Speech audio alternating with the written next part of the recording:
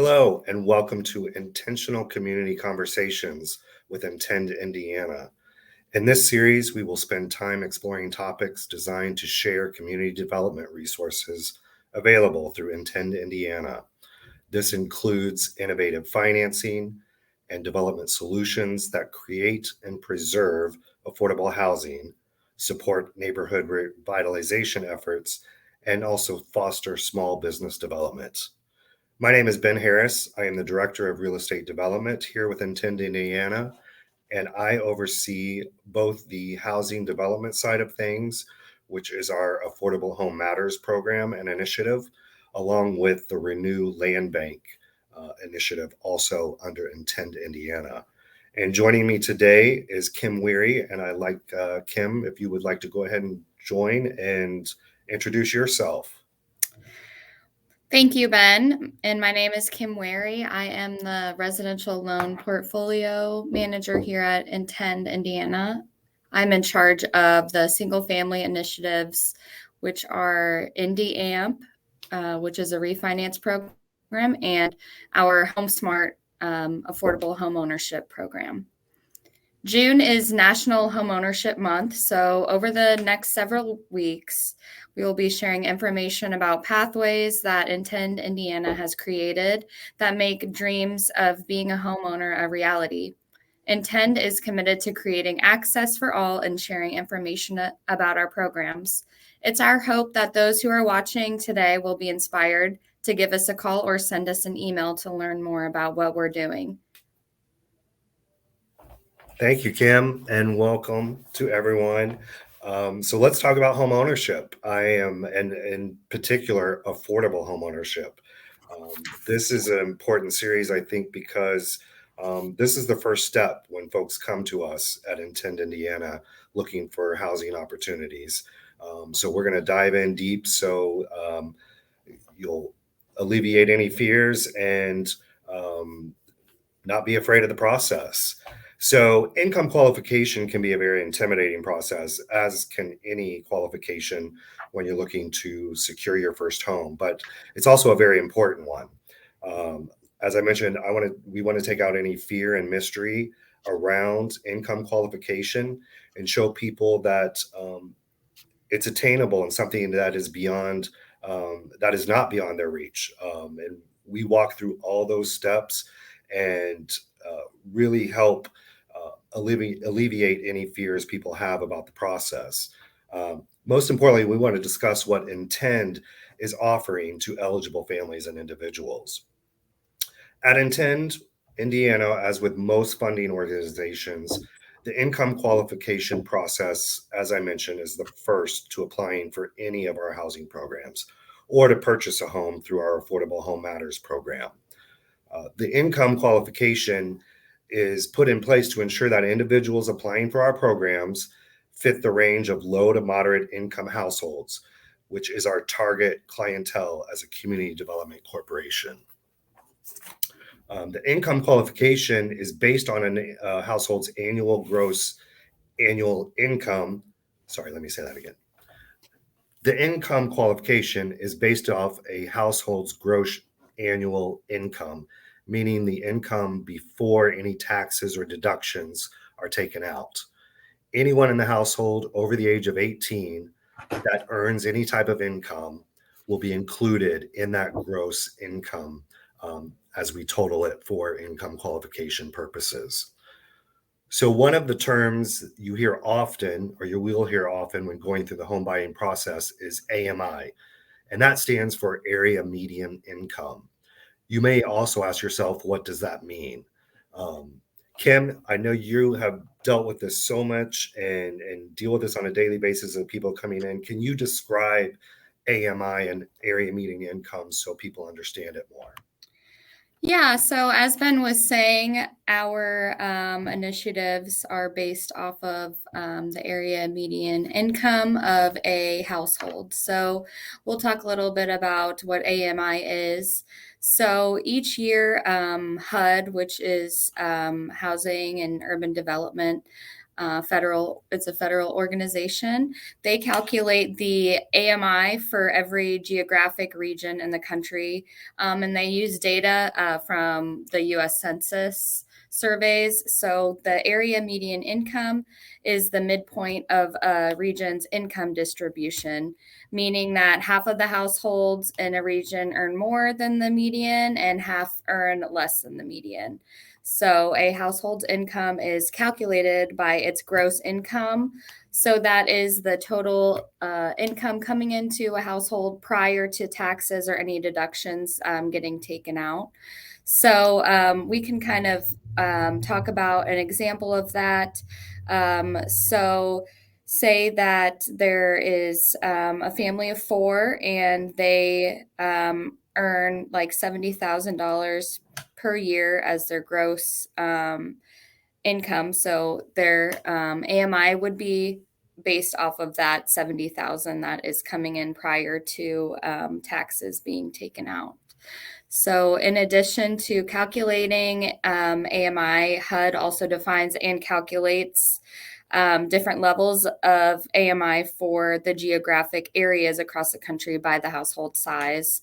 So, low income households earn less than 80% of the area median income.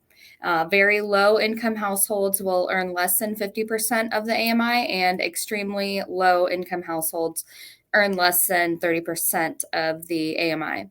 So these parameters help HUD identify households that are eligible for certain housing assistance programs across the country. Area median income, like I said, is based off of how many people are living in the household. So anybody that's over the age of 18, usually their income will be counted as the household, as part of the household income. So, what programs does Intend Indiana offer to help potential home buyers? So, our Indie AMP program is available for households who earn less than 120% of the AMI for Marion County. So, the Indie AMP program is the refinance program. And then our Home Smart program and Affordable Home Matters eligible buyers must earn less than 80% of the AMI for Marion County. So, like I said, we go off of what HUD states is the AMI for Marion County because that is the community that we serve. So now I think we're going to go over some potential questions and discussion points that people bring up sometimes when we are calculating their income. So to start, Kim, what can you give an example so people know of a one-person household in Indianapolis and an 80% or less AMI? How much around ballpark is the max they could make for a one-person household? So currently, the 80% AMI for a one-person household is around $54,000, and that's the annual income coming in per year. Awesome. And then that goes up depending on how many people are in the household, slightly, correct? Right, yeah. So as there are more people living in the household, then the limits for the AMI will increase. And also, so HUD releases the information usually around springtime each year for that year. So we just, I think last week, received the new income limits for 2023, and those usually go up as well each year. And household members are counted regardless of their age, though. So a parent with a small child equals a two-person household, correct? That's correct, yeah. So Awesome. anyone living in the household will be counted as a household member, and anybody who is 18 or over receiving any form of income, their income will go towards the household income. Excellent. So let's dive into the process because I think this is where a lot of folks may have some misconceptions or get a little fearful in taking those first steps. So, what does it look like when someone comes to Intend Indiana to qualify and specifically income qualify? What type of documentation are you asking for, and what are kind of the steps to get the ball rolling in the process? So, step one would be for the applicant to fill out our application either online or in person. And the application online will usually prompt people to upload income documentation, but that is something that I reach out to the applicant as well to obtain all of the income documentation that is needed. So, basically, what income documents are needed are any form of legal document or pay stub showing how much income is coming in monthly to the household. So each applicant who is 18 or over will need to provide certain items such as bank statements, their pay stubs, any social security benefits letters, retirement account distributions, any disability benefits that are coming in, pension, child support, basically anything that shows that you are getting money from it, that like each month or on a regular basis, we will need to have documentation of that. Great. And then what are there any differences for someone that is self-employed that differ from someone that is an hourly or biweekly paid employee? Yeah, so if someone is self-employed, we have a form that we will have the applicant fill out, which basically just asks them to provide a estimated number of how much money they are getting from their business, and then we would also ask that they provide 2 years of tax return documentation as well. And then how do people, is the application process online? Are they available to send their documentation that way? Yes, so applicants can use our online application to upload their documents that way, or they can email me their documentation as well. If it's easier to drop off, hard copies, or if they need anything copied, they can come by our office and schedule a time, and anybody here will gladly assist them in doing so. Excellent. What if someone over the household, someone that's going to be living in this household is over 18, but they do not have any monthly income contributing to the household? So, if there is someone in the household over 18 and they don't receive any income, we will ask them to fill out a zero income affidavit form, which is basically just them certifying that they do not have any income coming in. And then are folks able to send documentation via a screenshot on their phone, or are you needing actual full copies as they are either scanned or brought in? Yeah, so I know that it's convenient sometimes to take screenshots for certain things, but as far as the income documentation, since that usually involves a lot of separate pages for bank statements or pay stubs, things like that, we do ask that the income documentation files be sent as a full file. This is also just as a way to make sure that everything is organized for someone's file and that it can be easily sent over to our bank partners when they go to the mortgage steps. So, as I said before, if it's easier to have something be copied, then people are more than welcome to stop by and I can assist them in obtaining any documentation via phone or email, having a bank send me over their information, or I can make copies on our copier here at the office as well. And I imagine that it's important that each document show some information about the applicant themselves as far as their name, what all do we need to make sure that the documentation has their full name so we can contribute that account specifically to that person? Does it need a physical address or just their full name? Yeah, so usually with the income documentation, we will need someone's name on the document.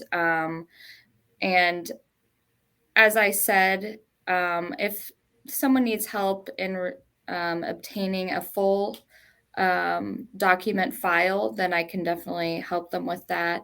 But usually, like as far as bank statements and things like that, we will need someone's full name on the document just to verify that it is indeed theirs.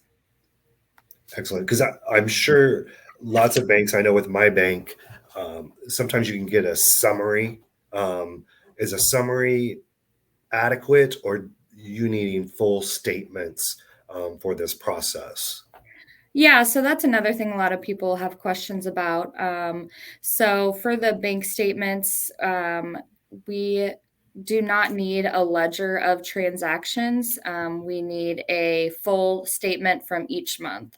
So we usually ask for at least 2 months of bank statements, depending what program it's for. So, for instance, if I were applying today, then I would need a bank statement for April and then a bank statement for March as well.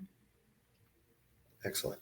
And how long does this process usually take, and in particular, the income qualification? Yeah, so depending on when the application is submitted and when all of the income documents are sent over to me, I can usually get an income qualification result for an applicant in about 1 to 2 days after they submit all of their information. Excellent. In regards to circling back to some of the documentation, because I know some of the things that are popular now as far as income that can show up on a bank statement, such as PayPal, Venmo, all these other entities that transfer, have money transfer. Are those important things that need to be noted or documented as well in the documentation for their qualification? Yeah, so if someone has electronic wallet accounts such as Venmo or PayPal, we will need to see their monthly statements for those as well. And also, when I look at an individual's bank statements, I can see if they have PayPal or Venmo. So, in that regard, if it has not been sent over with their bank statement, then I would request that from the applicant if I saw that on their transactions. Excellent point. I think a lot of people may forget about that too, as far as even small transactions that show up on their bank account. It could just be a reimbursement to a friend that paid for concert tickets for them or something like that. But that needs to be clarified, correct? Of That's what that. correct. Yeah. Okay, excellent. And then what's the next step? Say that they've gone through this process, they submitted all their documentation. We were able to turn it around in 24, 72 hours as far as getting them income qualified. What's the next step after that? Yeah, so we have bank partners that we partner with for the IndieAmp and HomeSmart programs. So the next step after someone has been income qualified, I will notify them that they have passed the income qualification, and then I will send their file over to whichever bank partner is going to be working with them for the program, and I will also let the applicant know of the loan officer that will be working with them and give them their contact information as well so that they can reach out to them if they have any questions. But usually, so the loan officers might take a day or two to reach out to the applicant, and then they can help them get started on the mortgage qualification process at the bank. And then after that, I would imagine is where really myself and my team step in. And after their income and mortgage qualified, comes the fun part, right? Talking about housing opportunities and all the different programs that we're working on to really talk about their home opportunities and choices. Correct? That's correct, and you're right. That is the fun part. Getting past the tedious applications is definitely worth it because then you get to figure out what you're going to be doing as far as your housing option. And that's great because when you really look at it in a nutshell, it's a three-step process, which is not too tedious. I mean, yes, documents are needed, and that can feel like a lot, but that would be through a traditional, if they were going through a traditional mortgage any program anyways, where all that type of most of that documentation would be needed anyways, correct? You have a background in that, so it's not too much different from that process. Very true. And that's another good point as well. So, when the applicant sends me like their tax information, tax returns, all of the income documentation, the bank will usually request that anyways. So, it's a lot easier just letting me get all of that collected. That way, when they move to the bank, then less income documentation is requested from the bank during that second step. And how long are these qualifications good for in general, especially our income qualification? Is there an expiration time period if someone comes in and they get income qualified, but maybe they're not ready or their home isn't ready that they choose within our department? Is there an expiration? Yeah, so the income qualifications last for about 6 months. So after that 6 month period, I would need to reach out and get updated income documentation from the applicant, depending on where they are in the process. And I would imagine that's not as tedious as the beginning. If you're getting a recall qualification, that's not they've already supplied a bulk of information and documentation. It's just really an update of accounts that are important to the qualification process. Yeah, so usually for an updated income qualification, I will ask for updated pay stubs, bank account statements, electric wallet statements, maybe a retirement account statement. But usually the other items, such as like tax forms or social security benefits letters, are still accurate and current. So. Nice. And someone doesn't have to have a banking account to qualify for a program, correct? Or do they need some type of banking institution? So, yeah, an applicant does not have to have a bank account. So, one of the application forms they fill out is an income questionnaire. So that asks them what type of accounts they have. So, depending on if they say yes or no, if they don't have a bank account, then I won't need any bank account information when I do their income qualification. And that income questionnaire, I imagine, is a pretty good guide for someone applying to, if they answer yes to it, then I'm imagining they need supporting documentation for that. But if they answer no, then that's not anything they need to supply anything else on, correct? That is correct. Yeah. So, if they don't have certain accounts, then I won't need to get any documentation from them. Excellent. And any misconceptions that you can think of off of getting income qualified? Or one thing I can think of is a lot of people think they have to be 80% AMI or less um, even after they close on the home. Is that not the case? Do they do have to go through this income qualification after they have secured and closed on their home ever again? Yeah, that's a good point. So the applicant, said that they get a job after they close, and they're going to be earning more than that 80%. That is totally fine. And once you close on your mortgage, then it is locked in and it is yours for however long the loan term is. Um, so yeah. Excellent. Well, I hope this was helpful, and I want to thank everyone for tuning in to Intentional Community Conversations with Intend Indiana.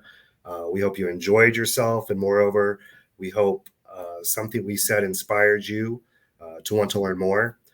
Please make sure you follow us on Facebook and Twitter at Intend Indiana, and do visit our website at www.intendindiana.org. And again, I'm Ben Harris, Director of Real Estate Development. And Kim, if you want to close us out, that would be great for this series. Yeah, so thank you all for listening in while me and Ben discuss the income qualification. We are both ready to help make your dreams of home ownership come true. We're really here to help answer any questions along the way, or even at the beginning, if there's certain things that you're not sure about. Please feel free to contact us, and we can set up a time to talk. Homeownership can be achieved with a little time and a lot of patience. So we're here to help any step of the way, and feel free to reach out to us anytime. Thank you. Fantastic. Thank you.